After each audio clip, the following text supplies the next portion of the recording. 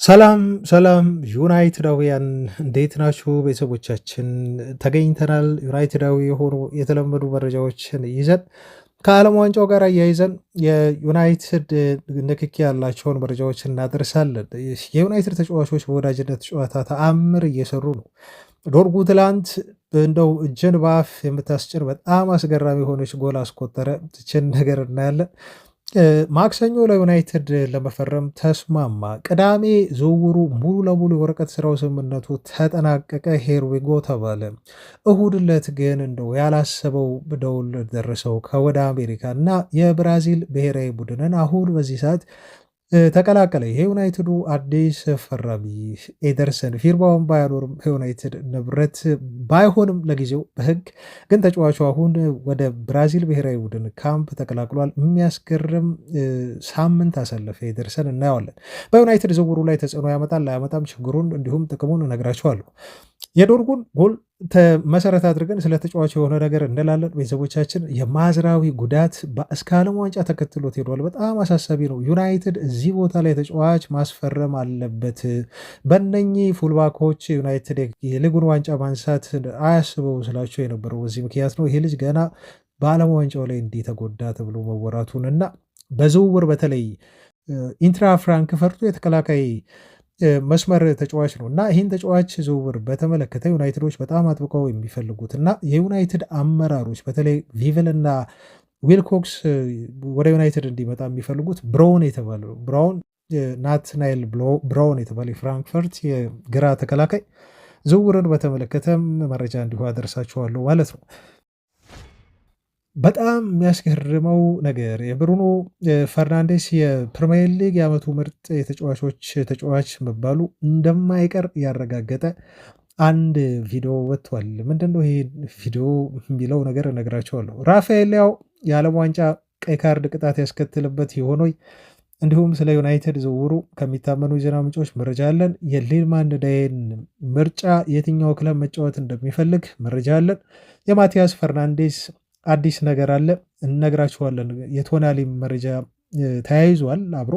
ግን ደግሞ የማቲያስ ፈርናንዴዝ ዝውውርን በተመለከተ እንደው እዚህ ጋር በጣም በጣም የሚጠቅማችሁ ለአሁን ብቻ አይደለም፣ በነገራችሁ ላይ ለሙሉ እግር ኳስ ዝውውር ዜናን ስትሰሙ እንዴት መስማት እንዳለባችሁ ምን አይነት ካርዶችን እየመዘዙ እንደሚጫወቱ ወኪሎች እና ክለቦች እንዴት እንደሚፋጠጡ በደንብ የሚያስረዳ የሶሊቶክስ ንግግር አለ ከማቲያስ ፈርናንዴዝ ዝውውር ጋር በተያዘ ይህንንም እነግራችኋለን። መስማት ያለባችሁ ፍጹም ምንም ዜና እንዳያመልጣችሁ። ዛሬ ላይክ ማድረጋችሁን አትርሱ። አይነገርም ለእናንተ ሁሌ ስለምታደርጉ ውድ ቤተሰቦቻችን ከልብ ነው የምናመሰግናችሁ። አብራችሁን ሆኖ መልካም ቆይታ። ሳምንቱን በኢንተርናሽናል ጨዋታዎች ዩናይትዳዊ የሆኑ መረጃዎችን በማድረስ እንጀምር። የዓለም ዋንጫው እነሆ ሊጀመር በጣት የሚቆጠሩ ቀናት ነው የቀሩት። 3 ቀናት ይቀራሉ። ተወዳጁ የዓለም ዋንጫ ተከፍቶ ሁላችንም ትኩረታችንን ወደ ዓለም ዋንጫው እስክናደርግ ድረስ ያው ቻናላችን የዩናይትድ ነው። ግን ከዓለም ዋንጫው ጋር በተያዘ እንደው ከዝውውር መስኮት መረጃዎቻችን ውጪ የዩናይትድ ተጫዋቾችን በተለይ የሚመለከቱ ዓለም ዋንጫ ተኮር የሆኑ መረጃዎችን ማድረሳችንን እንቀጥላለን። ምክንያቱም ተጫዋቾቻችንን በየብሔራዊ ቡድን እየተከተልን ስለምናያቸው የእነሱን መረጃ ማድረስ ግዴታም ኃላፊነትም ስላለብን ዓለም ዋንጫ ደግሞ እንግዲህ ይሄ ዘር ቀለም የሚለየው ውድድር አይደለም፣ በአህጉር የሚከፈልም አይደለም። አጠቃላይ የዓለማችን ሕዝቦች በአንድ ላይ የሚሰባሰቡበት ነው። ስለዚህ ስለ ዓለም ዋንጫውም ብናወራ እንደ አንድ እግር ኳስ አፍቃሪ የሚጠበቅ ነውና እናወራለን ለማለት ነው ቤተሰቦች። ለማንኛውም የወዳጅነት ጨዋታዎች ተደርገዋል። በትላንት የወዳጅነት ጨዋታዎች ላይ በጣም የሚያስገርም ጎል ዴንማርክ ባሸነፈችበት ጨዋታ ላይ አስቆጥሯል። ዩክሬንን ነበር ያሸነፈችው። ዶርጉን ያስቆጠረው በነገራችሁ ላይ። ስለዚህ ተጫዋች ጎል ለማውራት ነው፣ በኋላ እመለስበታለሁ። ግን በዚህ ዓለም ዋንጫ የወዳጅነት ጨዋታዎች ላይ ብሩኖ ፈርናንዴስ ለፖርቹጋል አስቆጥሯል። አማድ ዲያሎ እንዲሁ ለአይቮሪ ኮስት ፈረንሳይ ላይ ማሸነፊያ ጎል አስቆጥሯል። ዶርጉም ትላንት አስቆጠረ። ካሳሜሮም እንደዚሁ በብራዚል ጨዋታ ላይ ጎል ማስቆጠር ችሏል እና የዩናይትድ ተጫዋቾች ማበብ ችሏል። በዓለም ዋንጫውም ላይ ይህን ስኬታቸውን ይደግሙታል ብለን ከዚህ በላይ ደግሞ እንጠብቃለን ማለት ነው። ትልቁ ዜና ግን ትላንት የተሰማው እንደው ተጫዋቹ ምን ብሎ ቢጸልይ ነው የሚያስብል ክስተት የተከሰተበት ነው። የዩናይትዱ አዲስ ፈራሚ ኤደርሰን ለብራዚል ብሔራዊ ቡድን ጥሪ ደርሶት ተጫዋቹ አሁን በዚህ ሰዓት ወደ አሜሪካ እየበረረ ነው። ምናልባት ይህን ዜና እየሰራንላችሁ ባለበት ሰዓት ተጫዋቹ አሜሪካ ገብቶ ሊሆን ይችላል፣ በረራ ላይ ስለሆነው ማለት ነው። የሚያስገርም ሳምንት ነው ኤደርሰን ያሳለፈው። ምክንያቱም ማክሰኞ ዕለት የተጫዋቹ ዝውውር ስምምነት ላይ እንደተደረሰበት ይፋ ሆነ። በ38.3 ሚሊዮን ፓውንድ ሂሳብ ወደ ማንቸስተር ዩናይትድ መቀላቀሉ ተነገረ። ካዳ ትላንት ነው እንግዲህ ማክሰኞ ዝውውሩ በይፋ ተጠናቀቀ እና ቅዳሜ በይፋ ተጫዋቹ የዩናይትድ ንብረት መሆኑ የወረቀት ስራዎች፣ ፊርማዎች፣ በአጠቃላይ በሁለቱ ክለቦች መካከል ዶክመንቶች መጠናቀቃቸው ሁሉ ተነገረ። ቅዳሜ ይሄን ከሰማን በኋላ ደግሞ ትላንት እሁድ ነው እንግዲህ ሳይጠበቅ በኢጅፕትና በብራዚል ብሔራዊ ቡድን በተደረገ የወዳጅነት ጨዋታ የሮማው ተጫዋች የሆነው ዌስሊ ጉዳት ደረሰበት ማለት ነው እና ካርሎ አንቸሎቲ በቀጥታ ይህን ተጫዋች መተካት የፈለጉት በቀኝ መስመር ተከላካይ አይደለም፣ ከዛ ይልቅ አማካይ መምረጥ ፈልገዋል። ስለዚህ ካርሎ አንቸሎቲ ትላንትና በይፋ ወደ ዓለም ዋንጫው ጠሩት ማለት ነው። የዩናይትድ አዲስ ፈራሚ ይሆናል ተብሎ የሚጠበቀውን ኤደርሰንን ማለት ነው። ያው በይፋ ፊርማውን ስላላኖረ ስላልተመዘገበ ነው እንደዚህ ያልናችሁ እንጂ ተጫዋቹ ወረዲ የዩናይትድ ንብረት መሆኑና የወረቀት ስራዎች በአጠቃላይ ማለቃቸውን መስማታችን ይታወቃል። እንደው ዝውውሩ ላይ ምንድነው ያለው ተጽዕኖ የሚለውን በኋላ እመልስበታለሁ። የትላንትናውን ዜና የሰማው ግን ተጫዋቹ በጣም በሚያስገርም ሁኔታ ላይ ሆኖ ነው እና የኤደርሰን ትላንት ይሄን ዜና ሲሰማ በካርሎ አንቸሎቲ እንደተጠራ ሲነገረው የሰርግ ፕሮግራም ላይ ነበር። በነገራችሁ ላይ በዚህ የሰርግ ፕሮግራም ላይ ከባለቤቱ ጋር ፎቶም እንዲሁ ለቀዋል። አንድ በጣም አብሮት በታዳጊ ቡድን ተጫውቶ ያሳለፈ በካምፕ ግራዴ የሚኖር የማቴዎ ግሮስ ዶስፉል ካፒታል ነች በብራዚል እና በዚች ከተማ ውስጥ የሚኖር አብሮት በታዳጊነት ያሳለፈ ሮምሎ ተብሎ የሚጠራ የቀድሞ ዲፌንሲቭ ሚድፊልድ ተጫዋች ነበር።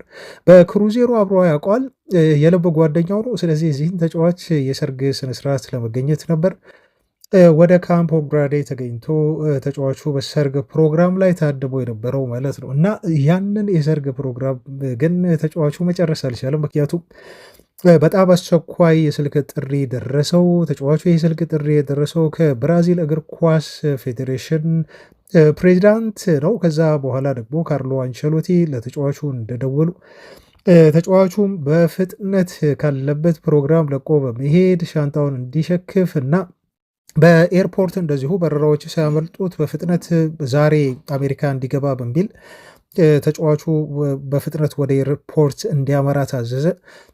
ስለዚህ በቀጥታ ወደ ኤርፖርት ኤደርሰን ከሰርግ ፕሮግራም ተነስቶ ባለቤቱንም ጥሎ ወደ ኤርፖርት አመራ ማለት ነው። ምስሉ ላይ እንደምትመለከቱት በኒውዮርክ የሚበር አውሮፕላን ላይ ለመሳፈር ተጫዋቹ በዝግጅት ላይ እንደነበረ የሚያመላክት ምስል ነው። ይሄኔ በዚህ ሰዓት መረጃውን እየሰራንላችሁ ተጫዋቹ ኦልሬዲ ወደ ኒውዮርክ አምርቶ እዛ ደርሶ የብራዚል ብሔራዊ ቡድንን ተቀላቅሏል ማለት ነው እና እንግዲህ ተጫዋቹ በይፋ ይሄ ጥሪ ከደረሰው በኋላ እንደው ፈጣሪ እቅድ አለው በሚል አመስግኗል እና ምን አይነት አስደናቂ ሳምንት እንደነበረ ለሱ መታዘብ ትችላላችሁ። ፋብሪሶ ሮማኖ ይህን ነገር ፌስቡክ ላይ ገልጾታል። ምን አይነት የማይረሳው በጣም አስደናቂ የሆነ ሳምንት ነው ኤደርሰን ያሳለፈው ብሎ። ምክንያቱም ለዩናይትድ በፈረመ ኦልሞስት ሁሉም ነገር በተጠናቀቀ በጥቂት ቀናት ውስጥ ደግሞ ለብራዚል ብሔራዊ ቡድን ጥሪ ደርሶት ወደዛ ማምራት ስለቻለ ተጫዋቹ እድለኛ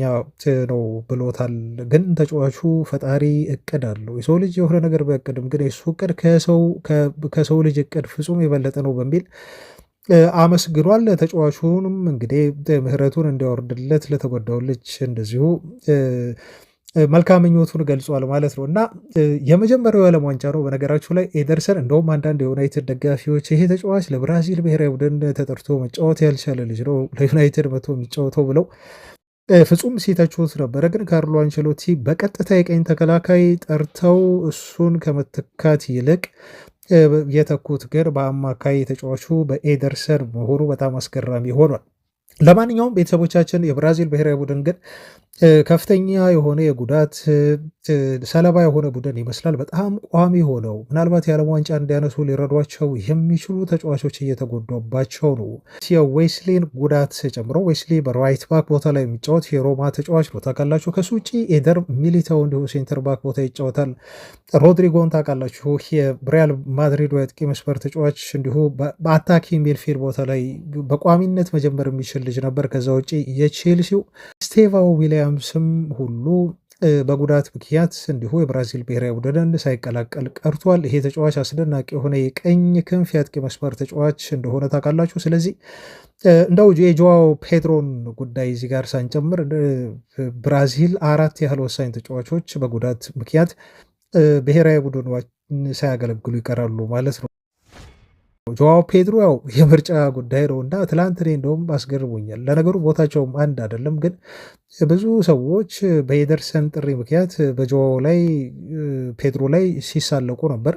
ካርሎ አንቸሎቲ ደወሉለት ለጆዋው ፔድሮ እና ደውለው ግን የጠየቁት ወደ ብሔራዊ ቡድን እንዲመለስ ሳይሆን ጥሪ ያደረጉለት የኤደርሰንን ስልክ ቁጥር እንዲሰጣቸው ነበረ በሚል ተጫዋቹን ትሮል ሊያደርጉት በዚህ መልኩ ሞክረዋል። ያው ለፈን ያህል ነው ለነገሩ እዚህ ጋር ያነሳውላችሁና የኤደርሰን የብራዚል ብሔራዊ ቡድንን መቀላቀል በጣም በጣም ደስ የሚል ዜና ነው ለተጫዋቹ። ግን ደግሞ ዩናይትድ ዝውውሩ ላይ የሚያመጣው ነገር አለ ወይ የሚለውን በቀጣይ አይላችኋለሁ። ግን የብራዚል ብሔራዊ ቡድን በዓለም ዋንጫው ላይ የምትከታተሉ ደጋፊ የሆናችሁ ቤተሰቦቻችን የፊታችን ጁን 15 ጨዋታ ታደርጋለች ብራዚል። አይ ቲንክ ከ7 ቀን በኋላ ነው፣ ጁን 15 ነው ጨዋታቸውን የሚያደርጉት።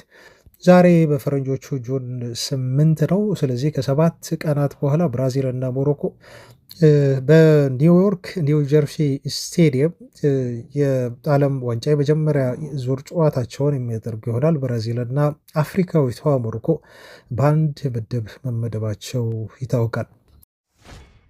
ወደ ኤደርሰን የብራዚል ብሔራዊ ቡድን ምርጫን ተከትሎ እንደው ጉዳቱስ ጥቅምስ አለው ወይ የሚለውን ከዩናይትድ ጋር አያይዘን አንዳንድ ነገሮችን ለማንሳት ልሞክር። ቤተሰቦች ተጫዋቹ አሁን የሕክምና ምርመራ ለዩናይትድ አድርጎ ምናልባት ፊርማ ማኖር ብቻ ነው የሚቀረው። ቅድም ነግረናችኋል። ከውሉ ጋር በተያዘ በሁለቱ ክለቦች መካከል ምንም የቀረ ነገር የለም። በሁሉም ዶክመንታዊ ጉዳዮች ላይ ተስማምተው ጨርሰው ክለቦቹ ተፈራርመው ተላለኳቸዋል ዶክመንቶችን። ስለዚህ ዝውውሩ ላይ ምንም የሚፈጠር ተጽዕኖ የለም። ዓለም ዋንጫውን እንዳጠናቀቀ ተጫዋቹ ወደ ማንቸስተር ዩናይትድ የሚመጣና በይፋ ፊርማውን የሚያኖር ክለቡን የሚቀላቀል ይሆናል። ይህንን ጉዳይ ግን አዘግይቶታል። ይህን መካድ አንችልም። በዩናይትድ ይፋዊ ዝውውሩ የሚገለጽበት ጊዜ በጣም ቅርብ ነበር። ከጥቂት ሳምንታት በኋላ ተጫዋቹ ለዩናይትድ ይፈርም ነበር። ግን ደግሞ በብሔራዊ ቡድን ምርጫው ምክንያት ተጫዋቹ ፊርማውን በፍጥነት አይከውንም። ከዛ ባለፈ ዩናይትድ ፕሪሲዝን ቱር ሲያደርግ ልጁ ይቀላቀላል ቡድኑን ተብሎ እንደ ዩናይትድ በጊዜ አስፈረመው ተብሎ ሲጠበቅ ነበረ። ግን አሁን ይሄ ሊሆን እንደማይችል ነው ከብሔራዊ ቡድን ጥሪው መረዳት የምንችለው። ስለዚህ በዚህ አንጻር ካየነው የተጫዋቹ ጥሪ ለዩናይትድ ጉዳት አለው ማለት ነው። ሁለተኛ ሌላው ትልቁ ጉዳት ሊሆን የሚችለው የብራዚል ብሔራዊ ቡድን እስከየት ድረስ ሊሄድ እንደሚችል አናውቅም። በእርግጥ ሌሎች ተጫዋቾችም አሉ በርካታ ዓለም ዋንጫው ላይ የሚሳተፉ። ግን ደግሞ ለዚህ ተጫዋች በጊዜ መቀላቀሉ ዩናይትድን በፕሪሲዝን መቀላቀሉ ይበልጥ የስልጠና ጊዜ ማግኘቱ ከቡድኑ ጋር ይጠቅመው ነበር። ግን እንደ ብሔራዊ ቡድኑ የብራዚል አካሄድ እስከ ግማሽ ፍጻሜ እስከ ፍጻሜ ድረስ እንደው የሚሄድ ከሆነ ቡድኑ ፕሪሲዝን እንደሚያመልጠው በእርግጠኝነት መናገር ትችላላችሁ። ስለዚህ ተጫዋቹ በጊዜ ቡድኑን የመላመድ የአሰልጣኙን አጫወት መላመድ እንዲሁም የእንግሊዝ ፕሪሚየር ሊግ ጅማሩ ጨዋታዎች ላይ የመጀመሪያዎቹ ጨዋታዎች ላይ ቶሎ የመላመድ ችግር እንዲገጥመው ሊያደርግ ይችላል። ስለዚህ በኤደርሰን ዝውውር ላይ መታገስ ይኖርብናል ማለት ነው ቤተሰቦቻችን። እሱም ለመልመድ መታገስ አለበት። እኛም ደጋፊዎች እንዲሁ ከተጫዋቹ የምንጠብቀውን ነገር ማዘግየት ይኖርብናል ማለት ነው። ተጨማሪ ጫና፣ ተጨማሪ ችግር ግን ደግሞ መፈጸሙ የማይቀር ዝውውር ነው። ያው እንግዲህ ምንጊዜም ቢሆን ውድድር ላይ እስካለ አንድ ተጫዋች ጉዳት ሊደርስበት ይችላል። እንደው ኔጌቲቭን አናስብ በማለት እንጂ ተጫዋቹ ጉዳት ሁሉ ሊያስተናግድ የሚችልበት እድል ይኖራል። ከብሔራዊ ቡድኑ ጋር ግን ዝውውሩ ላይ እንቅፋት ይሆናል ተብሎ አይጠበቅም። ሌላው ትልቁ የዩናይትድ ደጋፊዎች የጠየቁት ጥያቄ ግን እንደው ተጫዋቹ አሁን በዩናይትድ ነው ወይ የሚመዘገበው? ምክንያቱም ዩናይትድ 13 ተጫዋቾችን ነው ዓለም ዋንጫው ላይ ማስመረጥ የቻለው እና አበል ከፊፋ ሲሰጥ የሶሊዳሪቲ ክፍያ በሚለው ለዩናይትድ ነው የሚታሰበው የሚል ጥያቄ ማህበራዊ ድረገጽ ላይ ተመለከትኩ። ግን ያ አይሆንም። ተጫዋቹ አሁንም ቢሆን የአትላንታ ተጫዋች ነው። ስለዚህ የሶሊዳሪቲው ክፍያ እስከ ዓለም ዋንጫው ፍጻሜ የብራዚል ቆይታ ድረስ እስኪቆይ ድረስ የሚከፈለው ለዩናይትድ ሳይሆን ለአትላንታ ይሆናል። ዩናይትድም ዓለም ዋንጫ ላይ ያሳተፋቸው ተጫዋቾች ኦልሬዲ ህጋዊ ተጫዋቾች 13 ናቸው ማለት ነው። ስለዚህ ይሄ ተጫዋች አሁንም የአትላንታ ንብረት ሆኖ ነው በአሜሪካ የዓለም ዋንጫ የተጓዘው። ወደ ዶርጉ መረጃ ልውሰዳችሁ። በጣም የሚያስገርም አስደናቂ የሆነ ጎል ትላንት አስቆጠረ። ምናልባት ይሄ ጨዋታ የወዳጅነት ጨዋታ ነው እንጂ እንደው የነጥብ ጨዋታ ቢሆን ኖሮ ወይ ደግሞ ዓለም ዋንጫው ላይ የተደረገ በጣም ተጠባቂ ጨዋታ ቢሆን ኖሮ ምናልባት ዛሬ ዓለም በሙሉ ስለዚህ ልጅ ታወራ ነበር። ፓትሪክ ዶርጉ ዩክሬን ጋር ባደረጉት የወዳጅነት ጨዋታ ዴንማርኮች ትላንትና እጅግ በጣም የምታስገርም ኳስ ከቀኝ ክንፍ ሰብሮ በመግባት ተጫዋቹ ማስቆጠር ቻለ። በጣም የሚያስገርመው ተጫዋቹ በዩናይትድ ቤት የሚጫወትበት ቦታ እና በዴንማርክ ብሔራዊ ቡድን የሚጫወትበት ቦታ አንድ አለመሆኑ ነው። በዩናይትድ ቤት ብዙ ጊዜ የምናውቀው በግራ ተከላካይነት ወይም በግራ ክንፍ፣ አሁን በካሪ ጊዜ በመከላከል እና በማጥቃቱ ላይ በተለይ ትኩረት አድርጎ ነው የሚጫወት ተጫዋች ነው። ግን ደግሞ እንደው ቦታው ቨርሲቲሊቲ ምን ያህል ወሳኝ እንደሆነ የምትረዱት ትላንት የዴንማርክ ጎሉን ስትመለከቱ ነው እና በቀኝ ክንፍ ቦታ ላይ የተጫወተ ተጫዋቹ ፊቱን ለተከላካዮች ጀርባ ሰጥቶ ኳስ የተቀበለበት እንዲሁም ተርን አድርጎ የዞረበት እና ሰብሮ ኳስ ወደ መሃል ድረስ በመግባት ነፃ ራሱን ያደረገበት ከፔናልቲ ቦክሷ ውጭ ደግሞ በጣም ርቀት ላይ ይገኝ ነበር። ኦልሞስት ከ10 በላይ ሜትር ርቀት ላይ ነው ያለው። ከቦክሱ ውጭ ነው ልጁ የነበረውና ስፔሱ በደንብ ታይቶታል። ስለዚህ በቀጥታ እንደው ሮኬት የሆነች ኳስ ይችን ኳስ ብዙ የዩናይትድ ደጋፊ የተመለከታችኋት ሊሆን ይችላል። አሁንም ያልተመለከታችኋት ካላችሁ ተመልከቷት። በጣም በጣም የምታስገርም አስደናቂ የሆነች ጎል ነው። ፓትሪክ ዶርጉ ጥይት በሚመስል መልኩ ከፔናልቲ ቦክስ ውስጥ መቶ ጎሏን ያስቆጠረው። በጣም ያስገርመኝ እንግዲህ ኮሜንታተሩን ስሰማ ነበር። ቤተሰቦቻችን ያው መረቡ ላይ የሚለጠፉ ማይኮች አሉ ታውቃላችሁ፣ ካሜራም ሊኖር ይችላል። ያ ኮሜንታተሩ እየተናገረ የዶርጉን ጎል እያደነቀ ባለበት ሰዓት ነው ልክ ሲያስቆጠር በዛ ቅጽበት ላይ መረቡን ራሱ ስትመታ በደንብ ነው የሚሰማው። እዛ ጋር ያለው ካሜራ ድምፅ ራሱ ይዞታል ምን ያህል አደገኛ ስትራይክ እንደነበር፣ ጎሉ በምን ያህል ፍጥነት እንደተመታ ያስታውቃል። ካሜራውና ማይኩ ከያዘው ድምፅ አንጻር ማለት ነው። ጩኸቱ ሁሉ ይሰማ ነበር። በጣም የሚያስደንቅ ሾት ነው የመታው። በነገራችሁ ላይ በጣም የሚያስገርም ጎል ነው። መረቡን ከመታ በኋላ ኳሱ በራሱ አስቦት ኢማጅን እንግዲህ ብዙ ጊዜ ኳስ መረቡ ውስጥ ነው የሚቀሩ አይደል ሲመታ። በጣም ጠንካራ ምት ከሆነ ግን መረቡ ላይ ዘሎ ኳሱ ወደ ውጭ ይወጣል እና መረቡን በጥብጦ ነው ኳሱ ከእንደገና ከመረቡ ውስጥ ወጥቶ በፔናልቲ ኤሪያ ውስጥ 2 ሳጥን አለ አይደል? አንዱን ሳጥን ሁሉ አልፎ ወደዚህ ወደ ጨረሩ ሁሉ የመጣበት ሁኔታ ነው ያለው። ምን ያህል አደገኛ ስትራይክ እንደሆነ ያመላክታቸዋል። አሁን እንደው ይህንን ጎል ከተመለከትኩ በኋላ እኔ ይሄ ልጅ እውነትም ያለው ፖቴንሻል ከተከላካይነት ይልቅ ብዙዎች እንደሚያደንቁት የጋሬዝ ቤል አይነት ምናልባት የእግር ኳስ ሕይወት አቅጣጫ እየተከተለ የሆነ ወይ ዶርጉ ብዬ እንዳስብ አድርጎኛል እና በጣም ጥሩ አሰልጣኝ ከያዘው ልጁን እምቅ የሆነ ፖቴንሻል እንዳለው ይበልጥ እንድረዳ ያደረገኝ ነው። በእርግጥ ስለዚህ ልጅ ሳወራ ከዚህ በፊትም ሰምታችሁኛል። ለዶርጉ እኔ ሬት አደርገዋለሁ። ውስጡ ያለ እምቅ የሆነ ታለንት እንዳለ ይታየኛል። እንደው ልጁ በሚመቸው ቦታ በደንብ አድርጎ የሚመክረውና የሚያሰለጥነው ነርቸር የሚያደርገው አሰልጣኝ የሚፈልግ አይነት ተጫዋች ነው እና አሁን በተለያዩ አሰልጣኞችም ቢሆን ለምሳሌ አሁን ተጫዋቹ ወደ ዩናይትድ እንደመጣ ሩበን አሞሪም ተቀብሎት የክንፍ አጥቂ ተጫዋች ላይ ያደርገው ነው ጥረት ያደረገው ከተከላካይነት ይልቅ እና ክሬዲት ሊሰጠው ይገባል አሞሪምም። ከዛ በኋላ ደግሞ ማይክል ካሪክ ሲመጣ ይበልጥ ልጁን ነው ያበሰለው። ምክንያቱም ለአንተ የሚመች ቦታ ተከላካይ ሳይሆን ሉክሾውም እሱ ቦታ ላይ በጣም ጥሩ ነው። ዩናይትድ ደግሞ ወደ 4 ዲፌንስ ተመለሰ። ሉክሾ ቤስት ፎርም ላይ ስለሆነ እሱን በግራ ላይ ማሰለፍ አይችልም። ስለዚህ ካሪክ ወደ ግራ አጥቂነት አወጣውና በግራ አጥቂነት ተጠቀመው ማለት ነው። እና በጣም የሚያስገርም ጎል አርሰናል ላይ ያስቆጠረ ልጁ የትላንቱ ጎሉ ደግሞ ምናልባት ለፊፋ ሃይላይት ሁሉ ልትሆን የምትችል ጎል ነው ያስቆጠረው። ስለዚህ ልጁ በአግባቡ በትክክለኛው ፖዚሽን የምንጠቀመው ከሆነ ያለው ድሪብሊንግ ስኪል ከምንም በላይ ደግሞ ተጫዋቹ ያለው ክዊክ የሆነ እግር በጣም ፈጣን ነው። በነገራችሁ ላይ ጥንካሬም ያለው ልጅ ነው።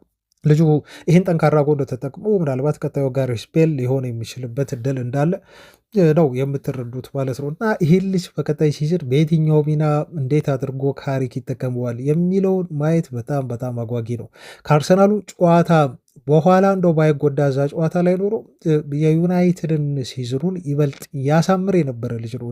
በጣም እርግጠኛ የሆነ ስሜት ነበረኝ ዶርጎ ወደ ተለየ ከፍታ ሊሄድ እንደሚችል። አሁን ቀጣይ የዩናይትድ ሲዝን አይ ቲንክ የዶርጉ ብሬክ ስሩ ሲዝን ሊሆን የሚችልበት እንደሆነ ነው ከትላንት ጎሉ እንደዚሁ የምንረዳው። ልጁ ጠንክሮ መስራቱ በጣም መጣሩ ዩናይትድ ከመጣ በኋላ በግል አሰልጣኝ ሁሉ ሳይቀር እየለፋ የነበረ ልጅ ነው እና እኔ ለሱ በጣም ደስተኛ ላይ ለፓትሪክ ዶርጉ። መረጃዎቻችን ሲቀጥሉ ቤተሰቦች አሁንም አልተነኩም፣ ብዙ ዜናዎችን ይዘንላችኋል እና ከነኚህ መረጃዎቻችን መካከል ደግሞ አሁን በቀጣይ የማልፈው ስለ ራፋኤል ሊያው ነው። ከዩናይትድ ጋር ስሙ ተያይዟል። ይሄ ልጅ ያው ብዙ መረጃን አድርሰናቸዋል በዚህ ተጫዋች ጉዳይ ላይ። ምናልባት ይሄ ልጅ የዓለም ዋንጫ ሊያመልጠው እንደሚችል መነገሩ ግን ትልቅ ስጋት ሆኗል። ከቺሊ ጋር ሲጫወቱ ነው ሊያው በቡጢ በመማታቱ ምክንያት ተጫዋቹ በቫዮለንት ኮንዳክት በሚል ምክንያት ተጫዋቹ በቀይ ካርድ የተመለከተው ስትሬት የሆነ ቀይ ካርድ ነው ያየው። ከእንደገና ደግሞ በቀይ ካርድ አይታልፍም እና ይሄ የተጫዋቹ ድርጊት ምናልባት ተጨማሪ ቅጣት ሁሉ ሊያስጥልበት ይችላል።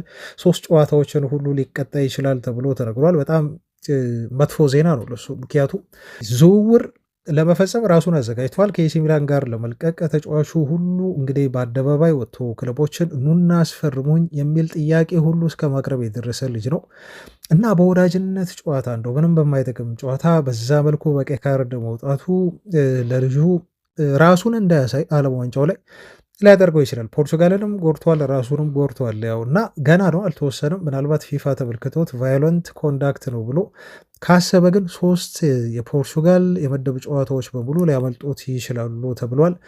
ራፋኤል ሌአው ህጉ ምን ይላል ካላችሁ የወዳጅነት ጨዋታ ላይ የተሰጠ ቀይ ካርድ አብዛኛውን ጊዜ ተጫዋቹን ቀጣዩን የወዳጅነት ጨዋታ ብቻ ነው እንዲሁ የሚያስቀጣው። የዓለም ዋንጫውን የመሳሰሉ ይፋዊ ውድድሮች ላይ ተጫዋቹ ይሰለፋል የሚሉ ህጋዊ ድጋፍም እንዳለው በዚህ መልኩ ጎን ለጎን እንደተጠቀሰም እዚህ ጋር ላስታውሳችሁ ወዳለው። እንደው ለየት ያለ የፊፋ የዲሲፕሊን ኮሚቴ በጉዳዩ ላይ ተወያይቶ በጣም ካላመረረበት በስተቀር ምክንያቱም እንደ ሊያው አይነት ጥፋቶች ብዙ ጊዜ የሚከሰቱ አይደለም፣ ሬር ናቸው። ግን ደግሞ ባይታወቅም ያው በጣም ሬር ጥፋት ከመሆኑ የተነሳ እንዳይለመድ እንደዚህ አይነት ድርጊት በሚል መቀጣጫም ላይ ያደርገው ይችላል በሚለው ነው። ለማንኛውም እዚህ ጋር የራፋኤል ሊያውን ዜና በዚሁ እግረ መግዴ ላድረሳችሁ። የሱሊ ቶክስ ነው ዛሬ ብዙ ነገራችን የሚያተክረው በሱሊ ቶክስ መረጃዎች ላይ ነው። በጣም የሚታመን ስለ ዩናይትድ ዝውውሮች መረጃዎችን የሚሰጠን በተለይ በዛሬ ዜናችን ላይ የምናተኩርበት ሰው ነው። ሱሊ ቶክስ ስለ ራፋኤል ሊያው ምን ብሎ ተናገረ? ዩናይትዶች ይህን ተጫዋች ወኪሎችን አግኝተው አውርተዋል። ከወኪሎቹ ጋር በጣም ጥሩ የሆነ ግንኙነት አላቸው፣ መረጃም ተለዋውጠዋል። ግን እዚህ ጋር ለኤሲ ሚላን በይፋ ያቀረቡት ምንም አይነት የዝውውር ጥያቄ የለም፣ ይሄን ልታሰምሩበት ይገባል ብሎናል። ስለዚህ ስለ ተጫዋቹ ኮንትራት ሁኔታ አጠቃላይ ስለሚለቅበት መንገድና ዝውውሩ ሊፈጅ ስለሚችለው የገንዘብ መጠን ነው ከወኪሎቹ ጋር ዩናይትድ ሰዎች ያወሩት እንጂ በይፋ ልጁን በተመለከተ ስለ ዝውውሩ ከሻጩ ክለብ ከተጫዋቹ ባለቤት ኤሲ ሚላን ጋር የተነጋገሩት ነገር የለም።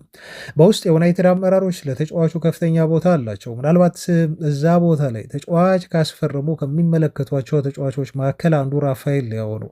ምክንያቱም ሊስቱ ውስጥ ከተውታል። ያውቃሉ ባለፈው የሴሪያ ውድድር ላይ ተጫዋቹ ብዙ እንደሚፈለገው እንዳልሆነ ግን ደግሞ አውት ኦፍ ፖዚሽንም እየተጫወተ እንደሆነ ልጁ እንደተናገረው የዩናይትድ ሰዎችን በዚህ ያምናሉ እና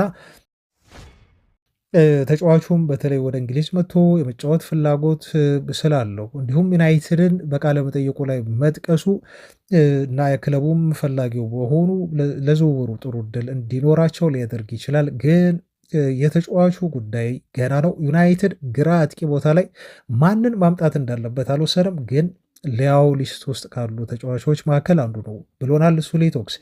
ከእንግሊዝ ክለቦች ይልቅ ተጫዋቹን ለማስፈረም ሲሪየስሊ የገፉት የቱርክ ክለቦች መሆናቸው ኤሲ ሚላንን ሁሉ ከወዲሁ ማናገር እንደጀመሩ ኤጀንሲውን በደንብ ኮንታክት እያደረጉ ነው። ግን ልጁ ቅድሚያ ሰጥቶ ያለው ለፕሪሚየር ሊጉ ነው። የፕሪሚየር ሊጉ ጥያቄ የማያመጣ ከሆነ እሱም እንደሚፈልገው ከዩናይትድ ወይ ከአርሰናል ተጫዋቹ ፊቱን ወደ ቱርክ አዙሮ ወደዛ ሊያመራ የሚችልበት እድል አለን ያለን ሱሊ ቶክስ የሊያውን ዝውውር በተመለከተ ከፖል ስኮልስ መረጃ ጋር እያይዘን በዛው ፍቅረ መንገዴን ስለ ብሩኖ የተባለ ነገር አለ። እሱን ልንገራችሁ። ፖል ስኮልስ ምርጫ ተሰጠው። በዚህ ጥያቄ መሰረት ማንቸስተር ዩናይትድ 3 ዋንጫዎችን ቢያገኝ ይሻልሃል ወይንስ ደግሞ የእንግሊዝ ብሔራዊ ቡድን የዓለም ዋንጫን ቢያሸንፍ ይሻልሃል? የቱን ትመርጣለህ? ተብሎ ስኮልስ ተጠየቀ። የሰጠው ምላሽ በጣም አስገራሚ ነው። እንግሊዝ የዓለም ዋንጫን ታገኝን ያልከኝ ብሎ ከጠየቀ በኋላ የስ ብሎ ሲል ነው የመለሰው። ሁለቱም ቢሆን በጣም ደስ ይለኛል ብሎ ነው የተናገረው። ሁለቱም ቢሆን በጣም ደስ ይለኛል። እዚህ ጋር የስ ብሎ የመለሰው ዩናይትድ ቢያገኝ ይሻላል 3 ዋንጫ እሱን ነው በመርጠው በሚል ነው በዚህ መልኩ የመለሰው ማለት ነው። እና ሁለቱም ቢሆን ቢሳካ በጣም ደስተኛ ነው በሆነው። ግን ምርጫን የሰጠኝ አይደል እንደ ሲል ደግሞ መልሶ ጠያቂውን ይጠይቀዋል። እና ምረጥ ካልከኝ ግን እኔ ከእንግሊዝ ብሔራዊ ቡድን የዓለም ዋንጫ ይልቅ ማንቸስተር ዩናይትድ የሶስትዮሽ ዋንጫን ያኔ እንዳሳካ ነው በፈርጉሰን ዘመን ይሄ ቡድን ቢያሳካ በጣም ደስተኛ እሆናለሁ ሲል ነው ፖል ስኮልስ ከሀገር ብሔራዊ ቡድኑ ይልቅ ለማንቸስተር ዩናይትድ ቴሬብል እንደሚያደራ ተጫዋቹ አስተያየቱን የሰጠው ማለት ነው። ለዩናይትድ ፍቅር እንዳለው ያስታውቃል ፖል ስኮልስ። እንደውም አንድ ደጋፊ ዩናይትድን ይወዳል ስኮልስ እኮ አውቃለሁ፣ ችግሩ ግን ፐንዲት መሆኑ ነው ሲል አስተያየት ሰጥቶ ነበር። በጣም እንደው ስላሳካኝ ነው እንደው እግረ መንገዴን ልንገራቸው በሚል ከብሩኖ ፈርናንዴዝ ጋር በተያያዘ የአመቱ ፕሌየር ኦፍ ዘ የር ሽልማትን ተጫዋቹ እንደሚያገኝ በጣም እርግጠኛ የሆንኩ የመጣሁበት መረጃ ወጥቷል። የእንግሊዝ ፕሪሚየር ሊግ ኦፊሻል የሆነ አንድ ተባባሪ አለ። አንድ ገጽ ነው ይሄ ገጽ በፌስቡክ ቪዲዮ ለቋል። ብዙ ጊዜ ስሙ ጠፋኝ እና ኦፊሻል የሆኑ የእንግሊዝ ፕሪሚየር ሊግ ቪዲዮዎችን የሚለቅ ነው። ሳስታውሰው ነግራቸዋለሁ። እና ለተጫዋቾች ቃለመጠየቅ አድርጎ ነው እንግዲህ በይፋ ማን የፕሪሚየር ሊግ ምርጥ ተጫዋች መባል አለበት በሚል ለተጫዋቾቹ ጥያቄ ያቀረቡ። በጣም ያስገረመኝ ግን የጠየቃቸው ሁሉም ተጫዋቾች ብሩኖ ፈርናንዴዝ ማለታቸው ነው። ለምሳሌ ሊቨርፑሉ ዶሚኒክ ዞበስ ላይ ብሩኖ ፈርናንዴዝ አለ። ዳኒ ዌልቤክ እንደዚሁ ብሩኖ ፈርናንዴዝ አለ። ጁኒየር ክሮፒ እንደዚሁ ብሩኖ ፈርናንዴዝ አለ። ሞይሰስ ካሴዶ ሁሉ ብሩኖ ፈርናንዴዝ አለ እና ዲውስቤሪ ሆል ሁሉ ሳይቀር ብሩኖ ፈርናንዴዝ ሲል መለሰ ማለት ነው። እና እዛ ቪዲዮ ላይ ያሉ የተጠየቁ ተጫዋቾች በሙሉ ብሩኖ ፈርናንዴዝ ብለው መለሱ። አንድም ተጫዋች ዲክላን ራይስ ብሎ አልመለሰም። ይሄ በጣም አስገርመኝ። ከዚህ በፊት ታውቃላችሁ ኦሊ ዋትኪንስ እንዲህ ብሏል። እንደዚሁም ኮል ፓልመር እንደዚህ ብሏል። ካሽ ሁሉ ሳይቀር እንደዚህ ብሏል። ዋትኪንስ ብያቸዋለሁ። እዚህ ጋር የማንቸስተር ዩናይትዱ ብሩኖ ፈርናንዴዝ እንደሚገባው ይሄን ሽልማት ሲናገሩ ነበር። አሁን ሌሎች ከዋክብቶችን በዚህ መልኩ ተናግረዋል። አንድ ቪዲዮ አላየሁም ዲክላን ራይስ ያሉ ተጫዋቾች ማለት ነው። ለማንኛውም ግን ብሩኖ ፈርናንዴዝ ያለኝ ስሜት ይህንን ሽልማት እንደሚበላው ነው። ግን ከዚህ በፊት መስፈርቱን ነግራችኋለሁ። ከ4000 በላይ በእንግሊዝ ፕሮፌሽናል እግር ኳስ ውድድሮች የሚሳተፉ ፕሪሚየር ሊግ፣ ሻምፒዮንሺፕ፣ ሊግ 1፣ ሊግ 2 እያለን እንዲየወረደ ባሉት በአጠቃላይ ከ4000 በላይ ፕሮፌሽናል እግር ኳስ የወንድ ተጫዋቾች አሉ። እነኚህ ፕሮፌሽናል የወንድ እግር ኳስ ተጫዋቾች ናቸው በአጠቃላይ የሚበርጡት እና ከ4000 በላይ ድምፅ ነው የሚሰበሰበው እንጂ ይሄ ሳምፕል የተወሰደ አንዳንድ ክለብ ውስጥ የሰጡት ምላሽ ነው። ነገር ግን ሰፋ ባለመልኩ ነው እያንዳንዱ ተጫዋች ምርጫውን የሚያሳውቀው ማለት ነው። አንድ ተጫዋች ነው መምረጥ የሚችለው። ተጫዋቾች ደግሞ ከክለባቸው መምረጥ አይችሉም። የዩናይትድ ተጫዋቾች ለብሩኖ መምረጥ አይችሉም። የአርሰናል ተጫዋቾች ለራይስ ድምፅ መስጠት አይችሉም ማለት ነው። ስለዚህ ምናልባት አይ ቲንክ እኔ በጣም እርግጠኛ ሆኜ እዚህ ጋር የምናገረው እና እርግጠኛ የሆንኩበት ነገር ብሩኖ ፈርናንዴስ ድምፁን ለራይስ ይሰጣል፣ ራይስም ለብሩኖ ፈርናንዴስ ድምፁን ይሰጣል የሚል እምነት ነው ያለኝ። ቤተሰቦች ይሄ ነገር በኋላ ይፋ ሲሆን ሲወጣ ስትታዘቡኛላችሁ። ብሩኖ ፈርናንዴዝም የፕሪሚየር ሊጉ ፕላየር ኦፍ ዘ የር ሽልማትን ኦልሬዲ ያገኘ ነው የሚመስል።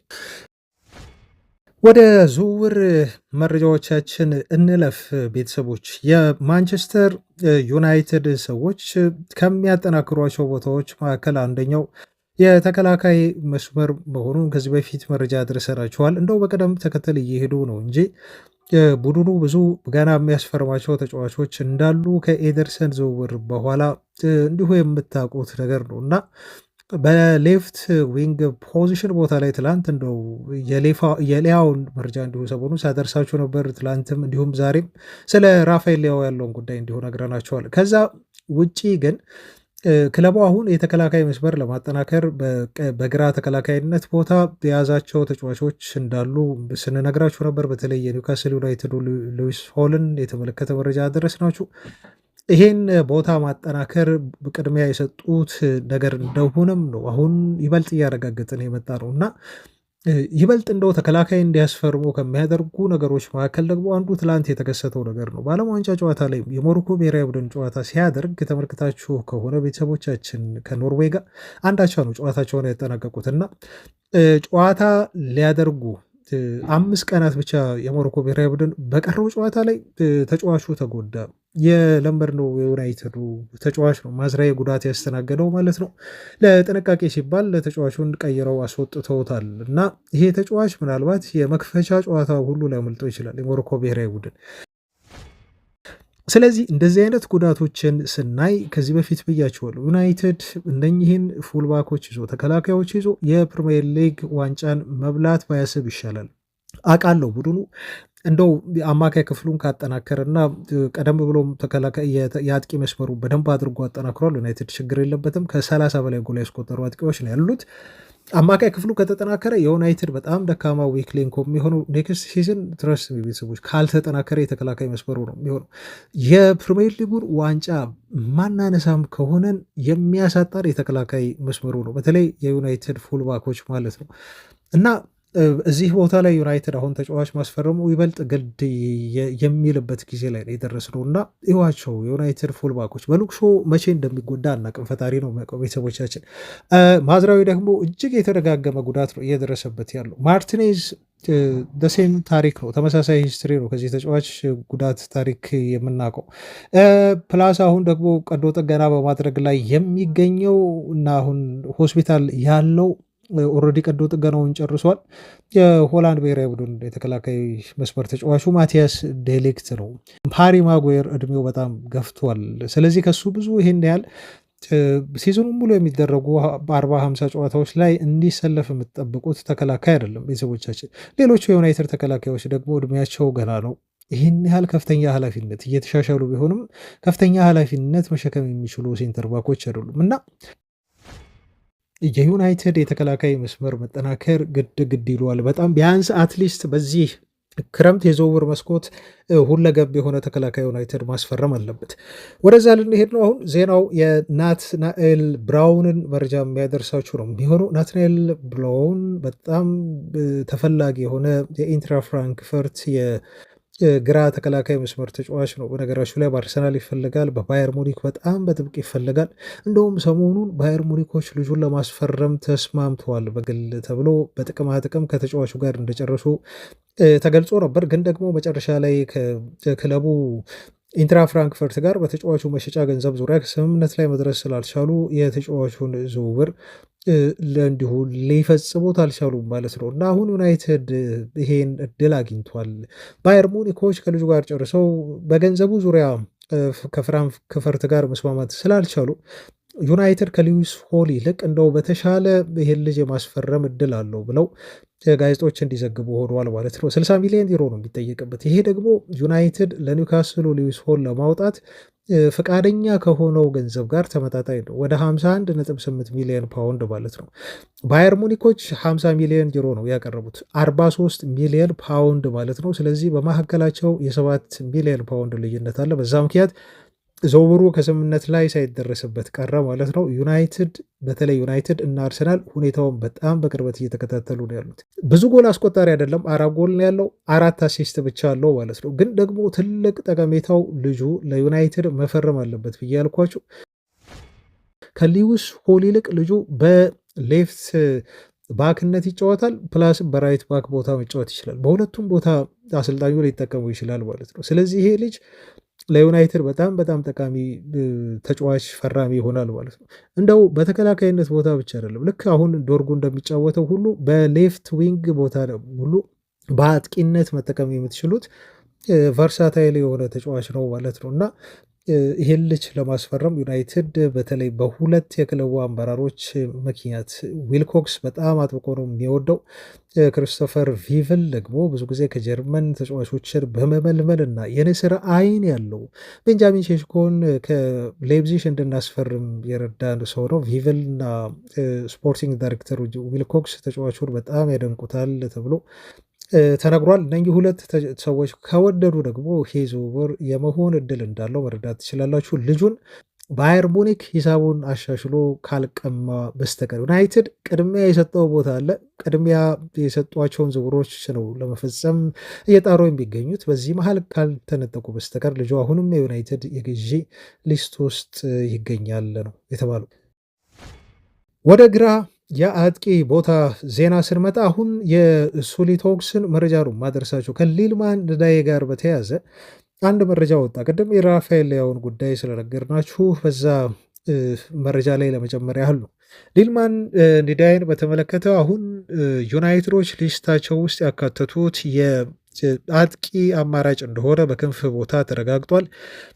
ግን ውሳኔ አልወሰኑም በይፋ። ብዙ አማራጮች አላቸው። እነ ዳይሞንዴ በጣም ተወደውባቸዋል። እነ ያልዲስ የጁቬንቱሱም ዋጋቸው በጣም በመናሩ ምክንያት እነኚህን ተጫዋቾች ወደ ጎን ትተዋቸዋል። የአስቶን ቪላውን የክንፍ ተጫዋች ጨምሮ ማለት ነው ቤተሰቦች ይሄ ሞርጋን ሮጀርስን ጨምሮ ሞርጋን ሮጀርስም በማንቸስተር ዩናይትድ ሊስት ውስጥ በከፍተኛ ደረጃ የተያዘ ተጫዋች ነው። እንደውም ትላንት አንድ መረጃ ስመለከት ነበር። ይሄ ልጅ ወደ ማንቸስተር አምርቶ መጫወት ይፈልጋል የሚል መረጃ። ያደገው በማንቸስተር አካዳሚ ነው። አይ ቲንክ የትውልድ ቦታውም እዛ ሊሆን ይችላል። እርግጠኛ አይደለሁም። በእርግጠኝነት እዚህ ጋር ማውራት አልፈልግም። ቼክ አድርጉት ወይ ቼክ አድርገን እናወራዋለን። ልክ እንደ ኮል ፓልመር አይነት ነገር ማለት ነው። ተጫዋቹ ወደ ማንቸስተር መጥቶ መጫወት ይፈልጋል ተብሏል። ማንቸስተር ዩናይትድ ነው ማንቸስተር ሲቲ ነው የሚታወቅ ነገር የለም። ግን ከዚህ በፊት ስለ ዩናይትድ በጣም ጥሩ ነገር አውርቷል እና ልጁ ከሌሎች ክለቦች ይልቅ ወደ ማንቸስተር ከተማ አምርቶ መጫወት ይፈልጋል ከተባለ ያው ዩናይትድ ነው ልጁ ልቦ ያለው የሚል አይነት ትርጉም እንሰጠው አድርጎናል። ግን ደግሞ የተጫዋቹ መሸጫ ዋጋ 100 ሚሊዮን ዩሮ ነው። ይሄ ነገር ዩናይትድን አሸሻቸው ከዝውውሩ። የእሱን የንዳይን የያልዲዝን ዝውውር በዚህ መልኩ ዩናይትዶች ሸሹ ማለት ነው።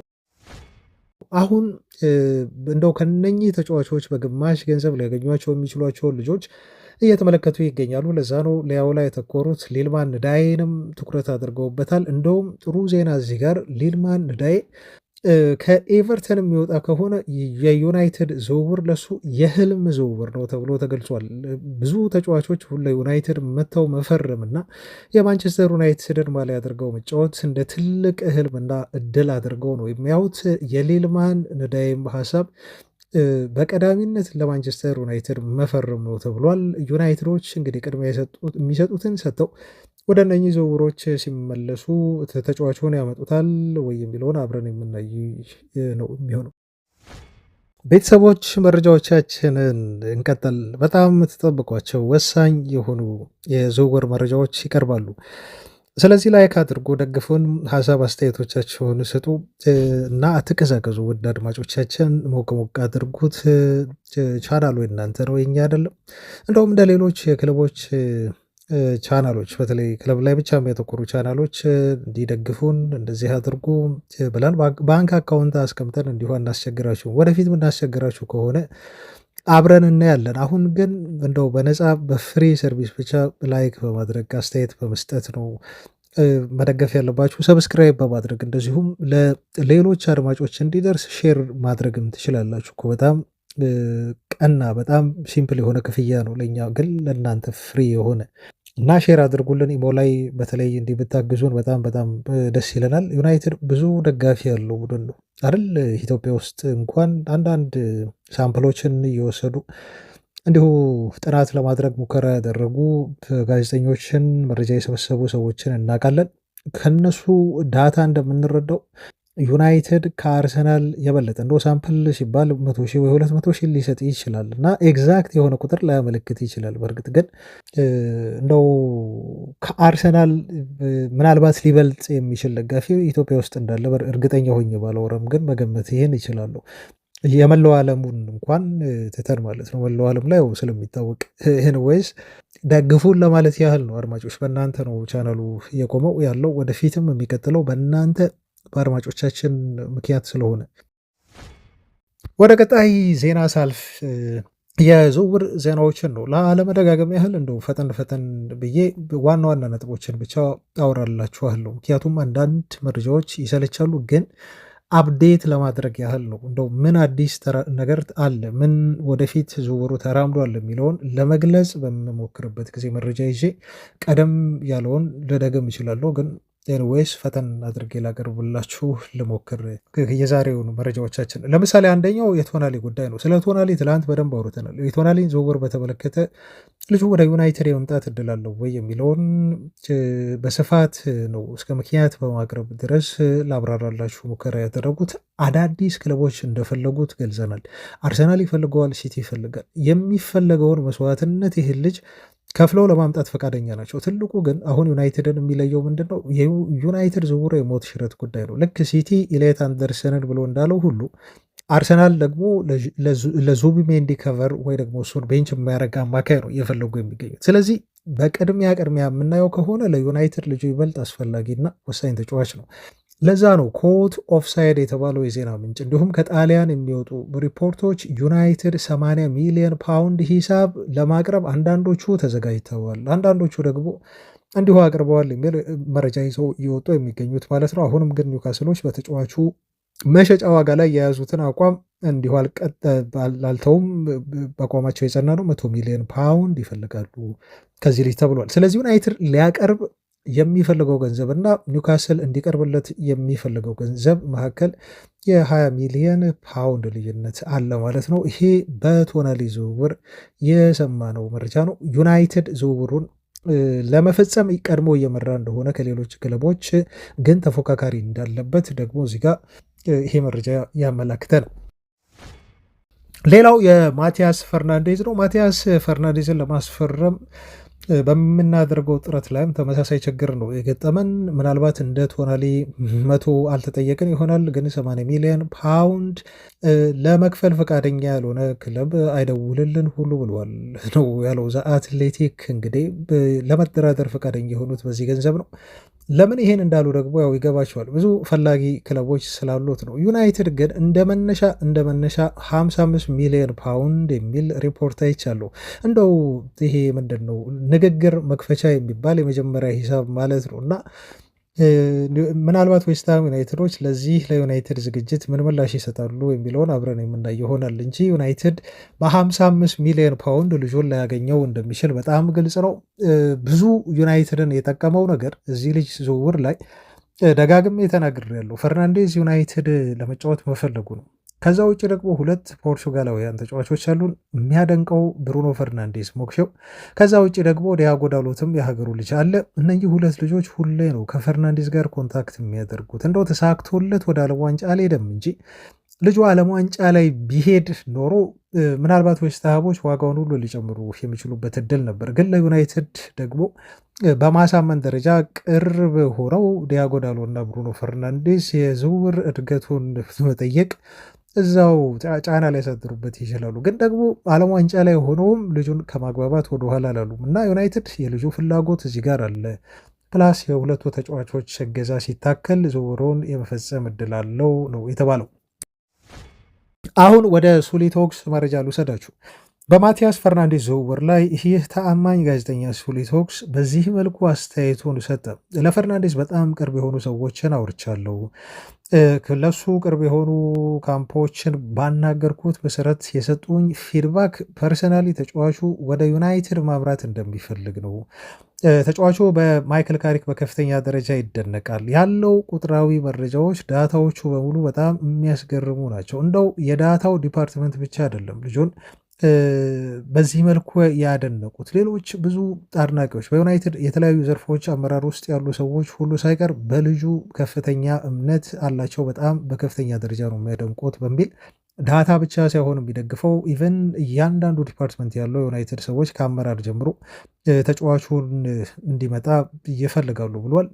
ይህን ስታየው ምን ያህል ዩናይትድ እዚህ ልጅ ላይ አጥብቆ ፍላጎት እንዳለው የሚያሳይ ነው ማለት ነው የሱሊቶክስ ንግግር። ሌላ ሱሊቶክስ ያወራው ነገር ምን መሰላችሁ? ብዙ ክለቦች ይፈልጉታል። አርሰናል፣ ፒኤስጂ፣ ሪያል ማድሪድ ተብሏል። ትናንት ዜና ሰርተንላቸዋል። እሱ ግን ይህንን ተጫዋች ለማስፈረም ዩናይትዶች እንደው ሊያሰጋቸው አይገባም፣ እነኚህ ክለቦች ፈለጉት ተብለው በዩናይትድ አመራሮች በኩል ሊሰጉ አይገባም በሚል የሰጠው በጣም አስደናቂ የሆነ ትንታኔ ያለ ምክንያቶችን በመጥቀስ ማለት ነው። እንደዚህ ይላል። እንደው በቪዲዮ ማቅረብ ስለማይቻል ነው እንጂ ቪዲዮ ቢሆን የተናገረው ንግግር ማቅረብ ይቀል ነበር። ግን ደግሞ የኮፒ ራይት ጉዳይ ስላለ ታውቃላችሁ፣ በዛ ምክንያት ንግግሩን እኔ ተርጉሜ ልንገራችሁ። የእሱን ያህል አለ የእሱን ያህል በጣም ጥራት ባለው ተጫዋች ላይ ሌሎች ክለቦች ፍላጎት መኖሩና ስማቸው መያያዙ ሙሉ በሙሉ የተለመደ ነው። ይሄ ሊገርማቸው አይገባም ማለት እሱ ያለውን ተሰጥሮ ስንመለከት ባለፉት ጥቂት ቀናት ውስጥ የወጡትን መረጃዎች ተከትሎ ብዙ የክለቡ ደጋፊዎች ለምን መደናቀጥ ውስጥ እንደገቡም እረዳለሁ። የዩናይትድ ደጋፊዎችን ድንጋጤ አንደርስታንድ አደርጋለሁ ነው የሚለው። በተለይ ማድሪድ ፍላጎት አሳየ፣ ሞሪኖ አምጡልኝ አለ የሚለው መረጃ ከወጣ በኋላ ሆኖም አለ ጆርጌ ሜንዴዝ በጣም ብልህ የሆነ ነጋዴ መሆኑን ደግሞ ማስታወስ አለባችኋል። ልብ በሉ፣ እዚህ ጋር አስምሩበት። በጣም ወሳኝ ንግግር ስለተናገረ ጆርጌ ሜንዴዝን ታውቁታላችሁ። እንደ ክርስቲያኖ ሮናልዶን የመሳሰሉ አሁን ተለያይቷል ከሮናልዶ ጋር አይ ቲንክ እነ የቀድሞ ዩናይትድ ግብ ጠባቂ ዴቪድ ዲሂያ በጣም ብዙ ቢዝነሶችን ፈጽሟል፣ ሉዊስ ናዲን ጨምሮ። ኡጋርቴንም ያመጣው እሱ ነው። በነገራችሁ ላይ አብዛኞቹ ዝውውሮቹ አይ ቲንክ የተሳኩ ናቸው፣ ግን ደግሞ የተወሰኑ ዝውውሮች ላይ ሸዋሸዋ ሰርቷል ዩናይትድን። ኦፍኮርስ የእሱም ችግር ነው ብዬ መናገር አልችልም። ስለዚህ ምንድን ነው የሚለው እሱ ጆርጌ ሜንዴዝ በጣም ብልህ ኤጀንት ከመሆኑ የተነሳ ይህን ማስታወስ አለባችሁ። በስራው ላይ ምርጡ የሆነበትም የራሱ የሆነ ምክንያት አለው ይለናል። ልብ እንደ ማንኛውም ወኪል ሁሉ እሱም ለራሱና ለተጫዋቹ ፍጹም ምርጡን ነገር ነው የሚፈልገው። ቤተሰቦች ንግግሩን እየሰማችሁ ነው። ሜንዴዝ በጣም ብልጥ ነጋዴ መሆኑን አስታውሱ። ኤጀንት ማለቱ ነው፣ ደላላ ማለቱ ነው። በስራው ላይ ምርጡ የሆነበትም የራሱ የሆነ ምክንያት አለው። ዝም ብሎ አይደለም ምርጡ የዓለማችን የእግር ኳስ ተጫዋቾች ደላላ የተባለው ወይም ኤጀንት የተባለው። እንደ ማንኛውም ወኪል ሁሉ እሱም ለራሱና ለተጫዋቹ ፍጹም ምርጡን ነገር ነው የሚፈልገው። ምን ለማለት እንደፈለገ ቲንክ የገባቸው ይመስለኛል። እሱ ራሱ ያብራሯል። ይህ ለምን አስፈላጊ ሆነ ብላችሁ ከጠየቃችሁኝ ያለ ሱሊቶክስ ከዌስትሃም በኩል ስለ ፈርናንዴዝ ሰፊ የገበያ ፍላጎት እንዳለ ተደርገው የሚወጡት ዘገባዎች በጣም የተጋነኑ ይመስሉኛል ሲል እንዲሁ ተናገረ። እዚህ አንዳንድ ጊዜ ኤጀንቶች የሚጫወቷት ጨዋታ ከባድ ነች። ይሄ ማለት ክለቦች አይፈልጉትም ማለት አይደለም። ፔጄ ሊፈልገው ይችላል፣ አርሰናል ሊፈልገው ይችላል፣ ማድሪድም ሊፈልገው ይችላል። ግን ደግሞ ሆን ብለው ኤጀንቶች በተለይ አሁን እንደነገረን እንደ ሜንዴዝ አይነት ኤጀንቶች ይከፍላሉ ለሪፖርተሮች። ዩናይትድ ነው አይደል የፈለገው እሱን ሲሪየስሊ በቃ ዩናይትድ ፈልጎታል፣ ስለዚህ ዩናይትድ ገንዘብ ማውጣት አለበት በሚል ያቀጣጥሉታል ወሬውን። ስለዚህ ዩናይትድ ደግሞ እንደው በደንብ የሚፈልገው ከሆነ ከዚህ በፊት የሰራው ትልቁ ስህተት ነው ዝውውሮች ላይ በነገራቸው ላይ ጄደን ሳንቾ ዩናይትድ ሲፈርግ በቃ ከሌ ክለብ መጣ ሪያል ማድሪድ ፈለገው ይህን ያህል ሚሊዮን ፓውንድ ሊሰጥ ነው ይባላል። ዩናይትድ በኩል ኮንፊደንስ የለም፣ አካሄድ የለም፣ አቅጣጫ የለም፣ አቋም የለም በአመራሩ በኩል። ስለዚህ ይሄ ልጅ እንዳያመልጠን ደጋፊ ይልብናል፣ ደጋፊ ይጮህብናል፣ ይቃወመናል፣ ግሌዘሮች ይልቀቁ በሚል አረንጓዴና ቢጫዋን ነገር ይዘዋት ይገባል በሚል ፍርሃት አለ። ስለዚህ ለዚህ ተጫዋች 80 ሚሊዮን ዩሮ ይከፈል ይምጣ ይላሉ። በሳምንት 300 ሺህ ፓውንድ ይሰጡታል ለተጫዋቹ። በቃ የዩናይትድ ደጋፊ ለጊዜው ይደሰታል። ሳንቾ መጣ። ስለዚህ የግሌዘር ቤተሰቦች ሁኔታ በዩናይትድ ያላቸው ቆይታ ተቃውሞ ሁሉ ይረሳል። አሁን ታዲያ በዚህ የሚታለል አመራር አይደለም ዩናይትድ ያለው። እውነት ስለመናገር ቤተሰቦቻችን ልብ በሉ። አሁን የዝውውር አቅጣጫውንና አካሄዱን ነው የምነግራቸው፣ ኤጀንቶችንም ሁኔታ ነው የምነግራቸው። ሱሊቶክስ በደንብ አድርጎ ነው እዚህ ጋር ያብራራው። ዌስትሃሞች አለ ለምሳሌ ዌስትሃሞች ከተጫዋቹ ሽያጭ በተቻለ መጠን ከፍተኛ ገንዘብ ለማግኘት ይሞክራሉ፣ ልክ ወኪሉ እንደሚያደርገው ማለት ነው። እንደ ናፖሊና አስቶን ቪላ ያሉ ክለቦች ፈርናንዴዝን ይፈልጉታል። በእርግጥ በጣም እነሱም ይፈልጉታል። እሱን የማይፈልግ ክለብ ማን ነው ያለው እስቲ ንገሩኝ ሲል ሱሊቶክስ ይጠይቃል። ነገር ግን የእሱን ፊርማ ለማግኘት በቁርጠኝነት እየሰሩ እየተፎካከሩ መሆናቸውን የሚያሳይ የሰማሁት ነገር የለም። ዩሲ የሚፈልጉት ክለቦች 20-30 ሊሆኑ ይችላሉ፣ ግን እንደ ማንቸስተር ዩናይትድ ደግሞ በቁርጠኝነት ልጁ ለማስፈረም እየሰራ ያለ ክለብ የለም ነው። ከተጫዋቹ የቅርብ ሰዎች ጋር ካደረግኩት ንግግር እንደተረዳሁት እሱ በግሉ ወደ ማንቸስተር ዩናይትድ መዘወርን ይመርጣል። ታዲያ ይህ ለምን በአደባባይ አልወጣም? ለምን ጋዜጦች ይሄን በሰፊው አልዘገቡትም? ለምን አላራገቡትም? ሲል ሱሊቶክስ ያወራል። ምክንያቱም በአደባባይ እንዲወጣ ወኪሉ ስለማይፈልግ ነው ሲልም እዚህ ጋር ያክላል ማለት ነው። ከሌሎች ወኪሎች ይልቅ ከሜንዴዝ ጋር ያለው ሁኔታ ይለያል። ይህ የሆነበት ምክንያት ደግሞ ውሳኔ የመስጠት ላይ እሱ የበለጠ ስልጣን አለው ተብሎ ስለሚታመን ነው። ከተጫዋቹ በላይ ወኪሉ ጉልበት አለው እያለን ነው ሱሊቶክስ። ምን ብሎ ያስረዳል? የዩናይትድ ፍላጎት በይፋ መውጣቱ ሜንዴዝን በድርድር ወቅት በጣም ደካማ አቋም ላይ እንዲገኝ ያደርገዋል፣ የመደራደር አቅሙን ያሳንሰዋል።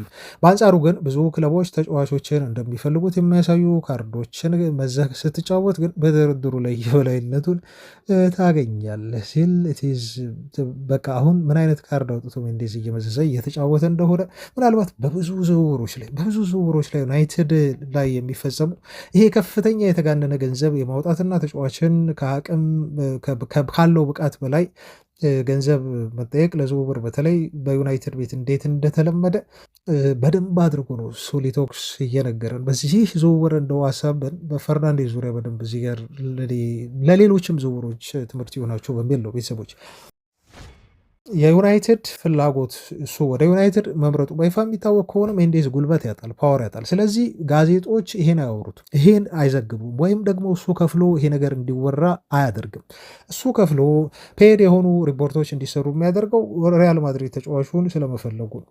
ጆዜ ሞሪኖ እንደፈለጉት ነው። ምናልባት ያ ፎልስም ሊሆን ይችላል አይታወቅም፣ ግን በትልቅ ጋዜጦች ይወጣል፣ በትልቅ የስፔን ጋዜጦች ይወጣል ዜናው። ከዛ ምንድን ነው የሚለው መሰላችሁ? ዌስትሃሞች 80 ሚሊዮን ፓውንድ እየጠበቁ ነው የሚለው ዘገባ ግን እውነት ነው አለ። ይሄ እውነት ነው፣ ዘአትሌቲክም አውጥቶታል። ነገር ግን ዩናይትድ ይህንን ገንዘብ ደግሞ አይከፍልም። እዚህ ጋር እርግጠኛ ሆኜ ልንገራቸዋል። አብዛኞቹ ክለቦችም ቢሆኑ ለአንድ ዓመት ተጫዋች አንድ ዓመት ብቻ ጥሩ ለተንቀሳቀሰ ልጅ ይህን ገንዘብ አይከፍሉም። ቀናቱ እያለፉ ሲሄዱ ነገሩ በቅርብ ክትትል የሚደረግበት ይሆናል። ጊዜ እየገፋ በሄደ ቁጥር የዝውውር መስኮቱ ቀናት ሁኔታው እየተፋጠነ እየተካረረ ይሄዳል። ነገር ግን ግምታዊ እና ያለ ጊዜያቸውን ጠብቀው የሚወጡ በርካታ የሐሰት ወሬዎችን ማመን የለባችሁም በሚል ለዩናይትድ ደጋፊዎች ምክሩን ይሰጣል ማለት ነው። በመጨረሻ ምን ይላል መሰላቸው? እሱ በማይክል ካሪክ የሚደነቅ ተጫዋች ነው ከመሆንም በላይ እንዲሁ በክለቡ ውስጥ ያሉ ፈጽሞ እንደው በእያንዳንዱ ዲፓርትመንት ውስጥ የሚሰሩ ለምሳሌ መረጃ ትንተናና የተጫዋቾች ታዛቢና እንዲሁም መልማይ ቡድኖች በአጠቃላይ ነው የሚወዱት ልጁን። አሁን ያለው ነባራዊ ሁኔታ ይህ ነው፣ ፋክቱ ይህ ነው። ስለዚህ ነገሩን ጥቂት ግልጽ አድርጎታል ብዬ እንዲሁ ተስፋ አድርጋለሁ። ለዩናይትድ ደጋፊዎች ያላችሁን ጥርጣሬ እዚህ ተጫዋች ላይ ለሚነዙባቸው የሐሰት ወሬዎች ሁሉ ምላሽ የሰጧቸው ይመስለኛል ነው የሚለው። በአሁኑ ሰዓት ከሁሉም አቅጣጫዎች በርካታ የድርድር ካርዶች እየተመዘዙ ነው እየወጡ ያሉት። እነሱ ያወናብዷቸዋል። ለጊዜው ጨዋታው እንዲጀመር እንዲሁም እንተወው እና ይህን ጨዋታ ማን እንደሚያሸንፍ አብረን እናያለን በሚል የዩናይትድ አመራሮች ከተጫዋች ወኪል ሜንዴስ ጋር እንደተፋጠጡ የሚያሳይ እና ዩናይትድ ትክክለኛ አቋም ላይ እንደሆነና የተጋነነ ገንዘብ እንደማያወጣ ለዚህም ልጅ ያስረዳበት በጣም ጥልቅ የሆነ ግን ደግሞ እንደው በጣም አትራክቲቭ የሆነ ማብራሪያ ነው የሰጠን ማለት ነው ሱሊቶክስ። እና አይ ቲንክ አሁን ከዚህ በኋላ ስለዚህ ተጫዋች ጉዳይ ምንም ነገር ቢወራ ሚዛናዊ የሆናችሁን እንደምትሰሙ በጣም እርግጠኛ መሆን ይችላሉ። ቤተሰቦቻችን እዚህም ቻናል ላይ የምትገኙት በዚህ ምክንያቶች ነው እና ዝውውር ነገር ላይ በጣም ተቻኩሎ የሚያወሩ በተለይ በፌስቡክ ገጽ ላይ አንዳንድ እንደው በጣም የሚታመኑ በትልልቅ ሚዲያዎች ላይ በትልልቅ ስፖንሰሮች የሚደረጉ ፕሮግራሞች ላይ በድፍረት ነው እንደዚህ አይነት ነገሮችን ሲያወሩ የምትሰሙት ዝውውር ላይ እና በጣም ጥንቃቄ ያስፈልጋል የዝውውር ወሬ ሲወራ እና ፋክቱን እውነታውን ደግሞ መንገር አድማጭ ቤተሰብንም ማክበር ነው ብዬ ነው የማስበው። የማይሆን ነገር ከመናገር ይልቅ ማለት ነው ቤተሰቦቻችን እና ዝውውር ላይ ምንጊዜም በጥንቃቄ እንድንከታተልና ሁሉንም ነገሮች ማመን እንደሌለብን መጠራጠር እንዳለብን የሚያሳይ ለሁሉም ዝውውሮች ከዚህ በኋላ እስከ ሰመሩ መዝጊያ የዝውውር መስኮት ድረስ ስለ ዝውውር ስነግራችሁ ሁል ጊዜም ብላለሁ እኔ እውነታውን ላስቀምጥ እወዳለሁ። እዚህ መታችሁ ላይክ እንድታደርጉ ወይ ቪዲዮችንን እንድታዩ እና ብዙ ሰው እንዲመለከተው ለማድረግ አይደለም ዜናውን የምንሰራላችሁ ፋክቱን እያስቀምጥን ነው የምንሄደው። በዚህ እንቀጥላለን። ሱሊቶክስ ደግሞ የእኛን እኔ ውስጥ ያለውን እማቀውን የሚሰማኝንም ነገር በደንብ አድርጎ ስለተናገረው ለእናንተ በዚህ መልኩ ያደረስኳችሁ ለማለት ነው። ቤተሰቦቻችን እንግዲህ ሀሳብ አስተያየት ካላችሁ ጥያቄ ካላችሁ የምትሉ ነገር ካለው ኮሜንት ላይ የሆነ ነገር በሉ። እኔ ጨርሻለሁ ለዛሬ። ሰላም ሁኑ ባይ